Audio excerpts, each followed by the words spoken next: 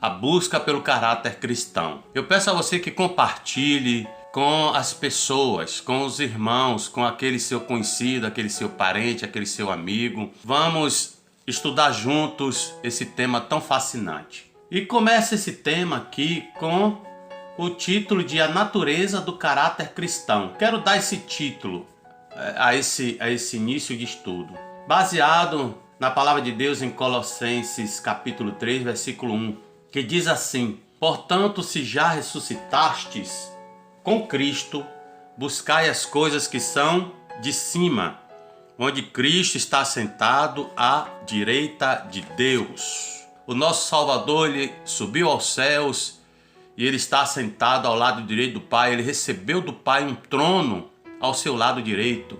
O Senhor Jesus Cristo, ele ministra nos céus como o nosso sacerdote e o nosso sumo sacerdote, aquele que nos defende, aquele que é o nosso advogado, aquele que toma a nossa causa, aquele que toma a nossa frente nas nossas batalhas. Mas eu tenho também Efésios 4, versículo 17 a 24, que vai nos dizer o seguinte: e digo isso e testifico no Senhor, para que não andeis mais como andam também os outros gentios, na vaidade do seu sentimento. Ou seja, conforme a palavra em Colossenses, agora existe uma mudança. Não podemos mais andar como antes andávamos. O versículo 18 diz: entenebrecidos no entendimento, separados da vida de Deus, pela ignorância que há neles, pela dureza do seu coração, os quais, havendo perdido todo o sentimento, se entregaram à dissolução para com avidez cometerem toda impureza. Agora preste atenção no versículo 20. Mas vós não aprendestes assim a Cristo, se é que o tendes ouvido e nele fostes ensinados, como está a verdade em Jesus. Que, quanto ao trato passado, ou seja, quanto à vida passada, a vida de pecado, a vida afastada antes de conhecer a Jesus, vos despojeis do velho homem, que se corrompe pelas concupiscências do engano. Aquele que aceita Cristo Jesus recebe do Senhor o poder de mudar, o poder do novo nascimento. É como se renascesse de fato e verdade, que se corrompe pelas concupiscências do engano. Agora olha o conselho: e vos renoveis no espírito do vosso entendimento, e vos revestais do novo homem, que, segundo Deus, é criado em verdadeira justiça e santidade.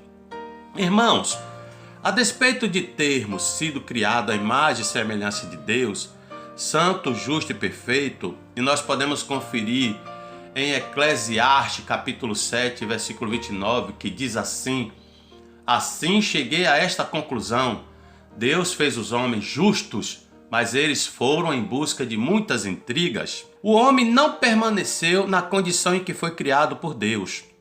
O homem foi atingido pelo pecado e teve sua natureza moral corrompida, necessitando assim da nova vida em Cristo Jesus. E nessa lição, nesse estudo que nós estamos iniciando hoje, nós vamos refletir sobre o que afirma a Bíblia Sagrada acerca do caráter do ímpio e do justo.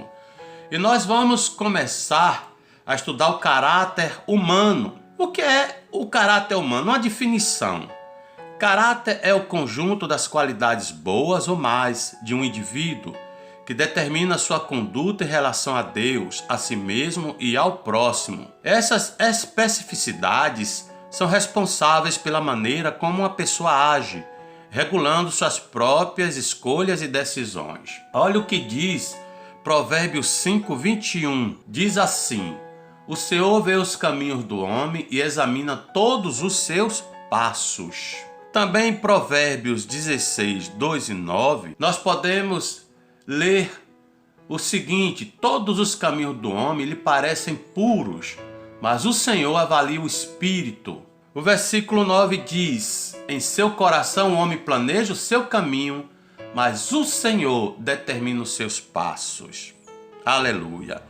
O caráter de uma pessoa, amado, portanto, não é apenas aquilo que define quem ela é, mas também descreve o seu estado moral e distingue das demais do seu grupo. E pelo aspecto bíblico teológico do caráter, o que é que nós podemos encontrar na palavra. A Bíblia é farta de ensinamentos referentes à virtude, à moral e ao caráter cristão. Os preceitos da lei, especialmente o decálogo, ou seja, os 10 mandamentos de Êxodo 20, lá traz lições importantíssimas a respeito do caráter de Deus e do que ele nos exige.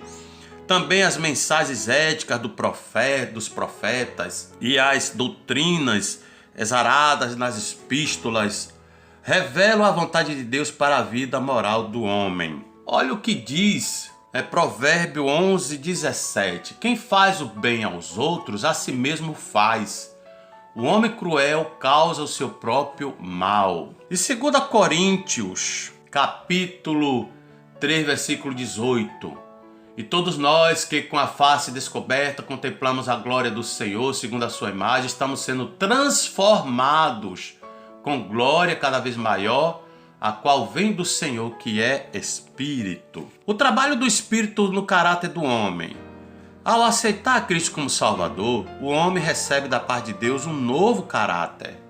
É o que eu acabei de ler em 2 Coríntios 5:17. Portanto, se alguém está em Cristo, é nova criação.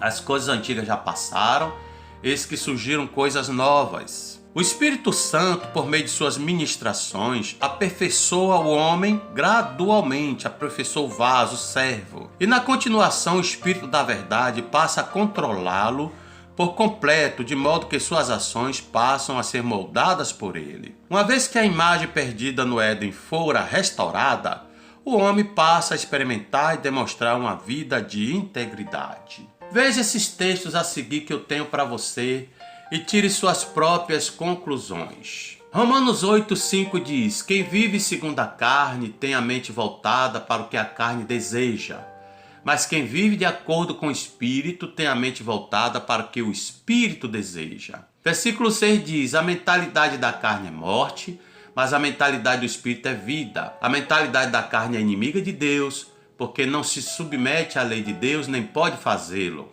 Quem é dominado pela carne não pode agradar a Deus.